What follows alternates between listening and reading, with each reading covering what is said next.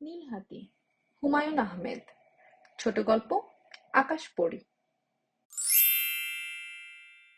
নীলুদের বাসায় মাঝে মাঝে একজন হেডমাস্টার সাহেব বেড়াতে আসেন। তিনি নীলুর বাবার বন্ধু আজিজ সাহেব। হেডমাস্টাররা সাধারণত যেরকম হন, উনি কিন্তু মোটেই সেরকম নন। খুব হাসি খুশি স্বভাব। আর এমন মজার মজার ধাঁধা জিজ্ঞাসা করেন নীলুকে, যে নীলু হেসেই বাঁচে না। একদিন জিজ্ঞাসা করলেন, বলো দেখি মা, ৩ আর ১ যোগ করলে কখন ৫ হয়? নীলু ভেবেই পায় না। ৩ আর ১ যোগ করলে সবসময় ৪ হয়, ৫ আবার হবে কি করে? কি, পারলে না? ভেবে দেখো, কখন ৩ আর ১ যোগ করলে ৫ হয়? নীলু বলতে পারে না, শুধু মাথা চুলকায়। শেষে আজিজ চাচা হেসে বললেন, যখন অঙ্কে ভুল হয় তখনই ৩ আর ১-এ ৫ হয়। এই সহজ জিনিসও পারলে না বোকামে, ছি ছি। আরেকদিন বললেন, বলো দেখি মা, কে ফরফর করে ওড়ে, কুটকুট করে কামড়ায়? নীলু বলতে পারে না। আজিজ চাচা হা হা করে হেসে বলেন, পিপিলিকা, পিপিলিকা। নীলু অবাক হয়ে বলে, পিঁপড়ের বুঝি পাখা থাকে? খুব থাকে। পড়োনি কবিতায়, পিপিলিকার পাখা হয় মরিবার তরে, তখন তারা আগুনে ঝাঁপিয়ে পড়ে। আগুনে ঝাঁপিয়ে পড়ে কেন? আজিজ চাচা গম্ভীর হয়ে বললেন, আগুন তখন তাদের ডেকে বলে, আমি কি সুন্দর, আসো তোমরা আমার কাছে। আর ভয় কি ভাই? আজিজ চাচাকে নীলুদের বাসার সবাই খুব ভালোবাসেন। সবচেয়ে বেশি ভালোবাসেন নীলুর বাবা। আজিজ সাহেব এসেছেন শুনলেই তিনি চেঁচিয়ে ওঠেন, হেরো এসেছে, হেরো এসেছে। ও নীলু, তোর আজিজ চাচা এসেছে। বাসায় একটি হুলস্থুল পড়ে যায়। মা একটা কেটলি চাপিয়ে দেন চুলায়। আজিজ চাচার আবার মিনিটে মিনিটে চাচাই কিনা। চায়ের কাপে চুমুক দিতে দিতে আজিজ চাচা পা তুলে আরাম করে বসেন সোফায়। দাড়িতে হাত বুলাতে বুলাতে শুরু করেন গল্প। নীলু তো ছোট, কাজেই তাকে ভূতের গল্প শুনতে দেয়া হয় না। নীলু শুনতে চাইলে মা বলে, তুমি যাও নীলু, অল্প বয়সে এসব গল্প শুনলে ছেলে মেয়ে ভীতু হয়ে। আজি চাচা তখন তর্ক করেন, ভীতু হবে কেন ভাবি? আমি যে ছেলেবেলায় এত ভূতের গল্প শুনেছি, আমি কি ভীতু? মা তবু রাজি হন না। ঘাড় বাঁকিয়ে বলেন, না না, নীলুর এসব গল্প শুনে কাজ নেই। নীলুর খুব ইচ্ছে করে ভূতের গল্প শুনতে, কিন্তু ইচ্ছে করলেই কে আর তাকে গল্প শুনতে দেবে? এমন মন খারাপ লাগে তার, এক একবার কেঁদে ফেলতে ইচ্ছে হয়। গল্প বলা ছাড়াও আজিজ চাচা মাঝে মাঝে অদ্ভুত সব জিনিস নিয়ে আসেন। একবার নিয়ে এলেন হিজিবিজি লেখা এক কাগজ। নীলুর মাকে বললেন, ভাবি, এই তাবিজটি বালিশের নিচে রেখে ঘুমোলে স্বপ্ন দেখবেন আকাশে পূর্ণচন্দ্র, আর সেই পূর্ণচন্দ্রের জ্যোৎস্নায় আকাশপরীর দল নাচছে আর গাইছে। মা শুনে হেসেই বাঁচে না। আজিজ চাচা রেগে গিয়ে বলেন, আপনার বিশ্বাস না হলে আজ মাথা নিচে রেখে দেখুন, পরীক্ষা হয়ে যাক। মা আঁতকে উঠে বললেন, সর্বনাশ, আমি নেই এর মধ্যে।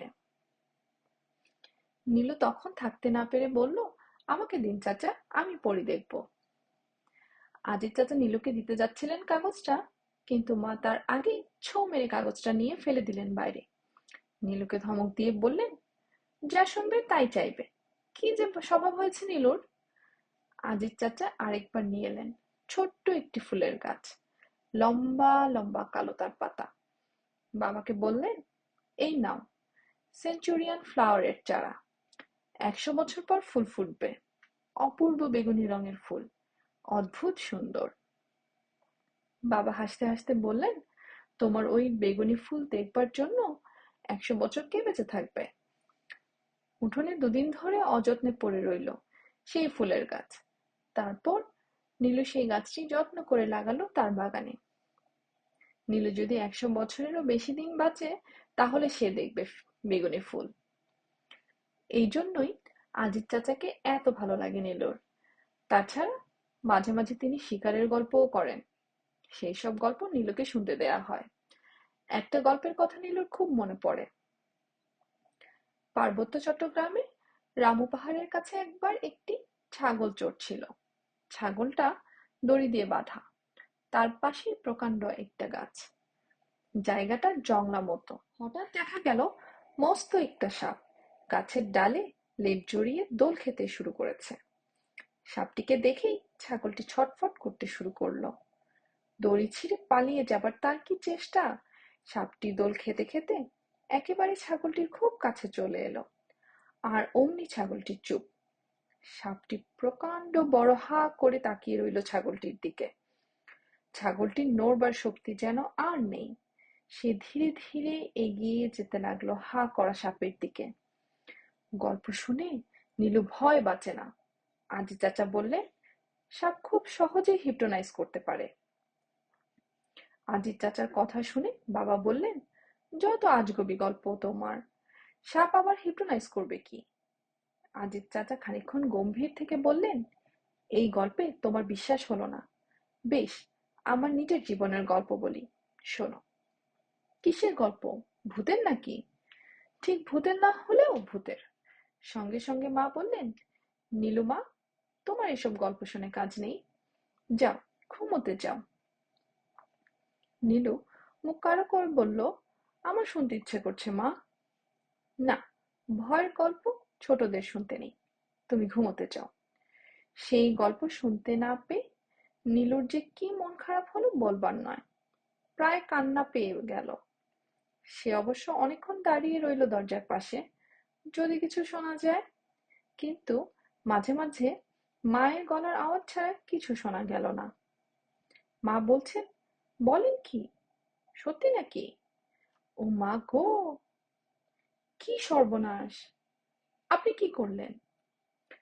সেদিন থেকে নীলু কতবার যে ভেবেছে যেন আজিজ চাচা বেড়াতে এসেছে, ঘরে আর কেউ নেই, শুধু সে একা। আর আজিজ চাচা এসেই শুরু করেছেন গল্প। কি দারুণ ভূতের গল্প! ও মা, নীলুর কি ভাগ্য! সত্যি সত্যি একদিন এরকম হলো। সেদিন ছিল সোমবার। সন্ধ্যাবেলা নীলুর বাবা আর মা গেলেন বেড়াতে।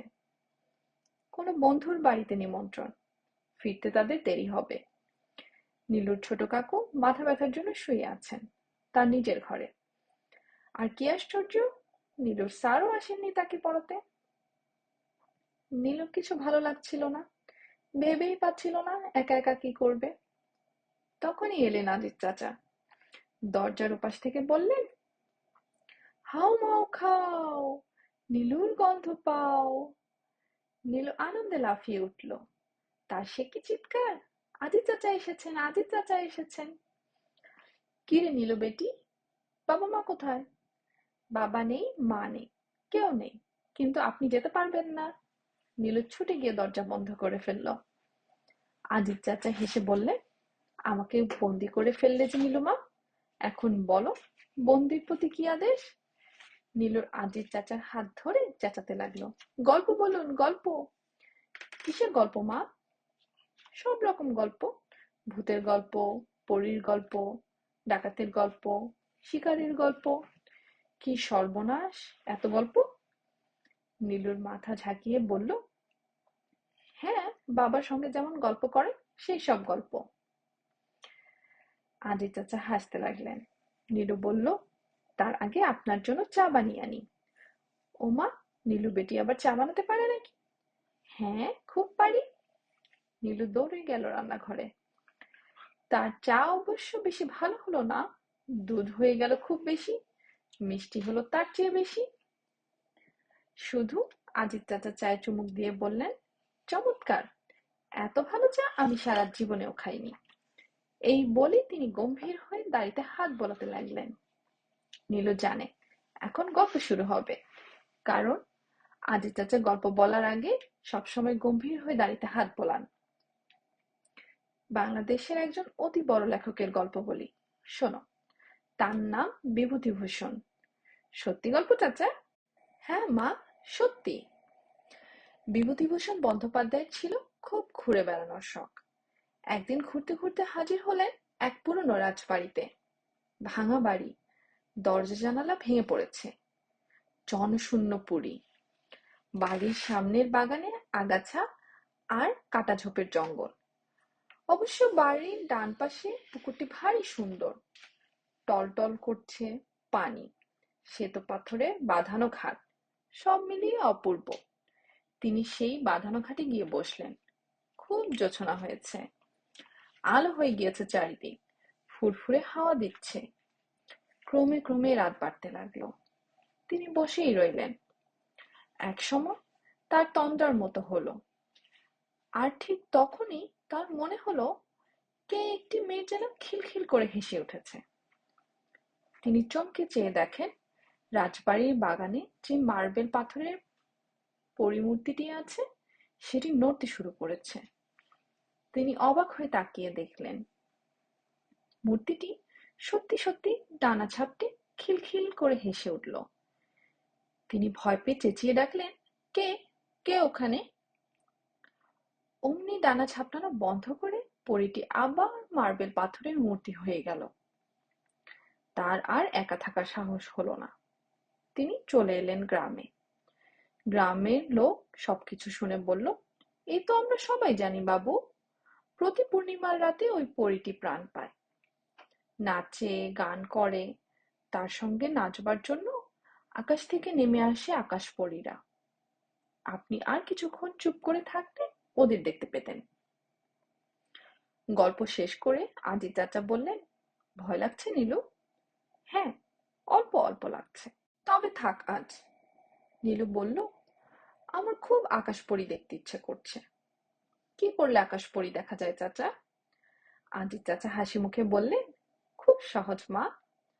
পূর্ণিমা রাতে গলায় একটা ফুলের মালা দিয়ে তাকিয়ে থাকতে হয় চাঁদের দিকে, আর মনে মনে বলতে হয়, আকাশপরী আকাশপরী, কাঁদছে আমার মন, এসো তুমি আমার ঘরে, রইল নিমন্ত্রণ। শুধু এই? আর কিছু না? না, শুধু এই। আকাশপরীরা এসে কি করে চাচা? ফুলের বাগানে হাত ধরাধরি করে নাচে আর গান গায়। সেই গান শুনে বাগানের সব গাছে ফুল ফুটতে থাকে। নীলু অবাক হয়ে বলল, চাচা, ওরা যদি আমাদের বাগানে আসে তাহলে আমার বাগানেও ফুল ফুটবে? নিশ্চয়ই ফুটবে মা। আর চাচা, আপনি যে গাছটি দিয়েছেন 100 বছর পর ফুল ফুটে, সেই গাছেও বেগুনি ফুল ফুটবে? আদিত চাচা ইতস্তত করে বললেন, ফোটাই তো উচিত। নীলু আনন্দে হাততালি দিয়ে ফেলল। এরপর থেকে বাড়ির মানুষ অস্থির। নীলু সবাইকে জ্বালিয়ে মারছে। কবে পূর্ণিমা হবে, কবে পূর্ণিমা হবে, এত দেরি কেন পূর্ণিমার? মা রেগে মেগে অস্থির। নীলুকে বললেন, কি মাথা মুন্ডু বলেছে তোমার আজিত চাচা, তাই বিশ্বাস করে বসে আছো? পরী আবার আছে নাকি পৃথিবীতে? বাবাও একই কথা। ভূত প্রেত রাক্ষস খোকস এসব মানুষের বানানো জিনিস, বুঝলে নীলু? শুধু বোকারাই এসব বিশ্বাস করে। নীলু বলল, আজিত চাচা কি বোকা? না, সে বোকা নয়, সে একটা পাগল। নীলু কিন্তু কারো কথাই বিশ্বাস করলো না। পূর্ণিমার রাতে সত্যি সত্যি একটি ফুলের মালা গলায় দিয়ে বসলো জানালার পাশে, আর আপন মনে বলতে লাগলো, আকাশ পড়ি, কাঁদছে আমার মন, এসো তুমি আমার ঘরে, রইল নিমন্ত্রণ। নীলুর কাণ্ড দেখে বাসার সবার সে কি হাসাহাসি। মা ঠাট্টা করে বললেন, ডিমের পুডিং আছে ফ্রিজে, পরীরা আসলে খেতে দিস মনে করে। কিন্তু নীলুর ভাগ্যটাই খারাপ। কিছুক্ষণের মধ্যেই এমন ঘুম পেতে লাগলো তার যে বলার নয়। ঘুম ভাঙলো ভোরবেলায়। রোদের আলোয় চিকমিক করছে চারিদিক। এত মন খারাপ হলো নীলুর যে বলবার নয়। মা এসে বললেন, কিরে নীলু, কি কথাবার্তা হলো পরীদের সঙ্গে? নীলু চুপ করে রইল। নাস্তা খাওয়ার সময় বাবা বললেন, তারপর নীলু মা, তোমার পরী বন্ধুদের সঙ্গে কি আলাপ করলে, তা তো বললে না? ছোট কাকু বললেন, সম্ভবত নীলুর সঙ্গে তাদের ঝগড়া হয়েছে, দেখছেন না নীলুর মন ভালো নেই। সবাই হেসে উঠল হা হা করে। নীলুর কাঁদতে ইচ্ছে করছিল। সে চুপি চুপি চলে এলো তার বাগানে। আর বাগানে পা দিয়েই সে অবাক, কত যে ফুল ফুটেছে বাগানে। তাহলে কি সত্যি আকাশপরীরা এসেছিল? সে দৌড়ে গেল। আজিজ চাচা যে গাছটি দিয়েছিলেন, সেখানে কি কাণ্ড! সেই গাছে বেগুনি আর নীল রঙের মেশানো অদ্ভুত একটি ফুল ফুটে রয়েছে। কি অপূর্ব তার গন্ধ! নীলুর নিমন্ত্রণে তাহলে এসেছিল আকাশপরী বন্ধুরা! আনন্দে নীলুর চোখে জল এসে গেল।